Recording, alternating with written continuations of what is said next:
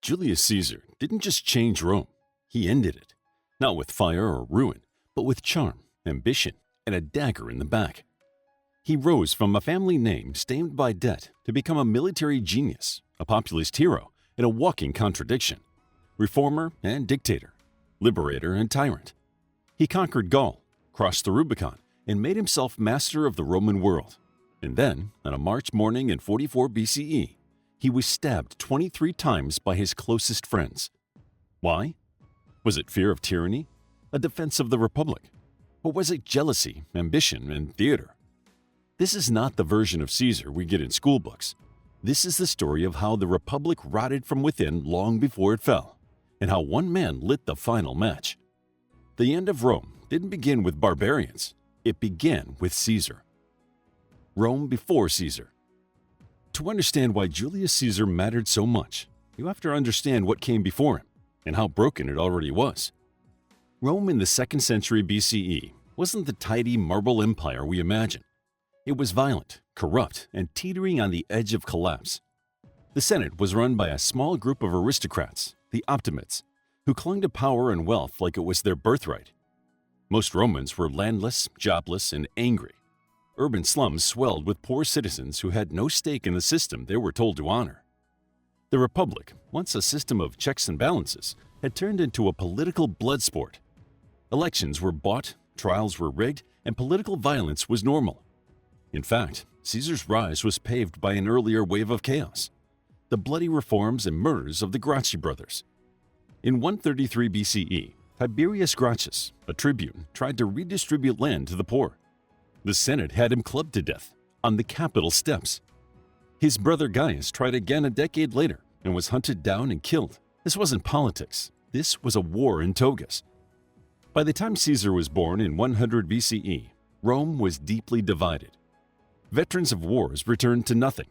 Slavery was booming. Enslaved people made up nearly 40% of Italy's population, and their labor propped up the economy while free citizens sank into poverty. Meanwhile, corrupt senators grew rich off foreign conquests. Rome was expanding fast, but its heart was cracking. Then came Gaius Marius, Caesar's uncle by marriage. He reformed the army, letting the poor enlist and earn land as payment. This created a new loyalty, not to the Senate, not to the Republic, but to their generals. This shift rewired the soul of Roman power. Suddenly, armies weren't Rome's. They were personal weapons for political men. Next came Lucius Cornelius Sulla, a general and politician who marched his army into Rome itself, something that had never happened before. He became dictator, executed his enemies by posting their names on public hit lists called the proscription, and rewrote the laws to favor the Senate. The old rules were gone. Caesar, then a teenager, was marked for death because he refused to divorce his wife, the daughter of one of Sulla's enemies. He went into hiding, and Sulla allegedly said, "There are many Mariuses in this boy." It was meant as a warning. Instead, it became a prophecy. And so, the Republic limped forward. Rome had lost its way. The people were desperate for change. The elites were desperate to keep things the same. Caesar didn't create the crisis. He walked into it with eyes wide open. He knew the system was broken. He just chose to break it more efficiently. The rise of Caesar. Julius Caesar knew how to make an entrance. He returned to Rome from military service with flair, borrowed money from the wealthiest man in the Republic, Crassus, and ran for office like a man possessed. He threw festivals, paid for games, and gave speeches that made the people cheer and the Senate squirm. He was handsome, witty, and completely in debt. He wore his toga with a loose belt and deliberately styled his hair to cover his receding hairline. But underneath the theater was strategy. He understood that Rome was a stage, and he played the role of the people's champion to perfection. In 60 BCE, Caesar formed the first triumvirate, a secret alliance with Pompey the Great, Rome's most celebrated general, and Crassus, its wealthiest man. Together, they controlled elections, passed laws, and cut deals. Caesar got a top military post in Gaul, and this is where everything changed. From 58 to 50 BCE, Caesar led a brutal, brilliant campaign in Gaul, modern-day France and Belgium. He wrote reports of his victories, the Gallic Wars, in third person, turning his conquest into best-selling propaganda. His wars made him rich, famous, and beloved by the Roman masses. But they were also savage. Caesar boasted of killing over 1,000,000 Gauls and enslaving another 1,000,000. Some historians debate the numbers, but the scale of violence was real. Entire tribes were wiped out. In one campaign alone, he allegedly captured and sold 53,000 people into slavery. Gaul became Rome's blood-soaked trophy, and Caesar became its golden boy. As his power grew, so did his enemies. Back in Rome, Crassus died during a disastrous war in Parthia. His army was wiped out, and his head was sent to an enemy king. Pompey, now one of the two last men standing of the triumvirate, grew suspicious of Caesar's power and popularity. The Senate turned on Caesar and demanded he disband his army before returning to Rome. He refused. In 49 BCE, Caesar crossed the Rubicon River, a small stream marking the legal boundary into Italy, with his army. It was treason, but it was also brilliant. According to legend, he said, "Alia iacta est," the die is cast. Rome panicked. Senators fled. Pompey ran to Greece. Caesar marched into the city unopposed. What followed was civil war. Caesar chased Pompey across the Mediterranean. In 48 BCE, at the Battle of Pharsalus, Caesar crushed him. Pompey fled to Egypt, where he was assassinated on arrival, murdered by agents of the pharaoh. When Caesar arrived, they presented him with Pompey's head, and it was said that he wept. Whether it was real grief or political theater, we'll never know. He stayed in Egypt, famously entangled with Cleopatra. He helped her win her throne, had a child with her, and marched back to Rome, more powerful than ever. Caesar returned to victor, but now he wanted more. The fall of the Republic. Back in Rome, Caesar was unstoppable. He was named dictator, then dictator for 10 years, and finally dictator for life. He filled the Senate with his allies, passed reforms, and acted more like a king than a Roman magistrate. He gave land to veterans, canceled debts, rebuilt cities, standardized the calendar. Yes, the Julian calendar, which is the ancestor of the one we use today. He made bold moves and won praise from the people. He also had statues of himself placed in temples. His image appeared on coins while he was still alive, something no Roman had ever done. The lines between ruler and god were blurred. Even the clothes he wore, purple robes and a laurel crown, carried royal symbolism. Caesar wasn't just ruling Rome, he was redefining it. But there was a problem. Rome hated kings. The very foundation of the Republic was built on rejecting monarchy. And Caesar? He walked like a king, dressed like a king, and some say even wanted a crown. There were rumors he planned to move the capital to Egypt, that he would marry Cleopatra, and that he would be crowned emperor of the world. He even accepted honors like Father of the Fatherland and a special golden chair in the Senate. Whether those rumors were true didn't matter. What mattered was that the Senate believed them. Enter the conspirators. Gaius Cassius and Marcus Junius Brutus, the latter supposedly descended from the man who expelled Rome's last king, formed a plot. They weren't the only ones. Over 60 senators joined the conspiracy. Even some of Caesar's old allies turned. They believed killing him would save the Republic. And Caesar? He didn't see it coming. He was warned. Prophets, friends, even his wife Calpurnia dreamed of blood.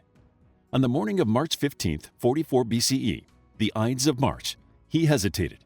And then, a trusted friend convinced him to go to the Senate. He entered unarmed. The conspirators surrounded him. He was stabbed 23 times. His body collapsed at the base of Pompey's statue, a bitter irony. Caesar died, but the Republic did not heal. It shattered. The blade had cut the man, but not the problem. The aftermath and the turning point. The conspirators expected cheers. Instead, they got chaos. The Roman people didn't see Caesar as a tyrant. They saw him as their champion. He gave them land, jobs, games, and, most importantly, hope. Yes, he bent the rules. Yes, he ruled like a king. But to the urban masses, the poor, the veterans, the forgotten, Caesar wasn't the problem. He was the answer. At his funeral, Mark Antony seized the moment. He didn't just mourn, he incited. Standing before the crowd in the Roman Forum, he held up Caesar's bloodied toga. He read from Caesar's will, which left money for every citizen and land for the people. And in that moment, Rome boiled over. The crowd turned violent, burning the Senate house and attacking the homes of the conspirators. Brutus, Cassius, and the others had to flee, not to applause, but to angry mobs chasing them with stones. Rome plunged into yet another civil war. Mark Antony tried to take Caesar's place, but he wasn't the only contender. Enter Caesar's adopted son and heir, a 19-year-old named Gaius Octavius. No one expected much from Octavian. He was young, sickly, and untested. But under the polite exterior was something Caesarian: ruthless ambition. Octavian rallied Caesar's former legions and used his family name as a political weapon.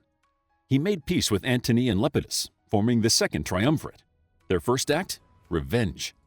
Together, they launched a massive purge, executing over 300 senators and 2,000 knights.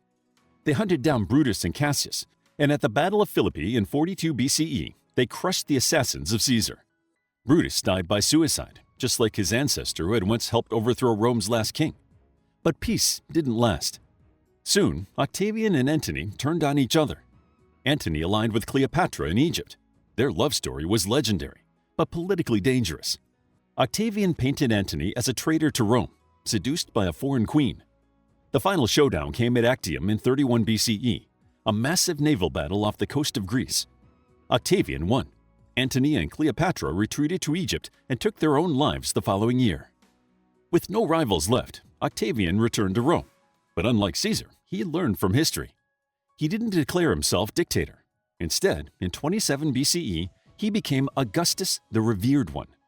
He kept the facade of the Republic, but the Senate was now a puppet show. Power lived with him alone. And so, the Republic, already bruised, broken, and bleeding, was officially dead. In its place rose the Roman Empire. It would last nearly 500 years in the West and over 1,400 in the East. But Caesar? He became more than a man. He became a myth. His name became a title, Caesar in Latin, which transformed into Kaiser in German and Tsar in Russian.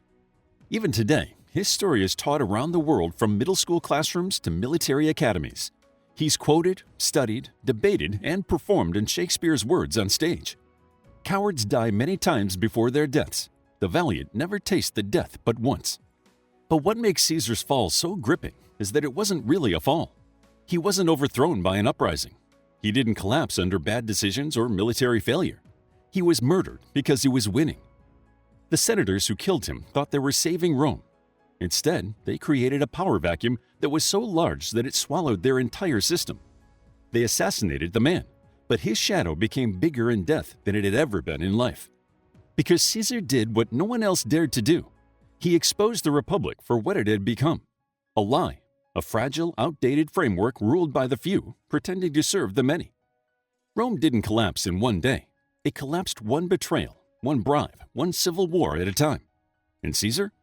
He wasn't the end. He was the moment the end became impossible to ignore. How would you like to get a deeper understanding of history, impress your friends, and predict the future more accurately based on past events? If this sounds like something you might be into, then check out the brand new Captivating History Book Club by clicking the first link in the description. To learn more about Rome and its politics in the time of Caesar, check out our book, Julius Caesar, a captivating guide to one of the greatest generals in ancient Rome and his role in the fall of the Roman Republic and rise of the Roman Empire. It's available as an ebook, paperback, and audiobook. If you found the video captivating, please hit the like button and subscribe for more videos like this.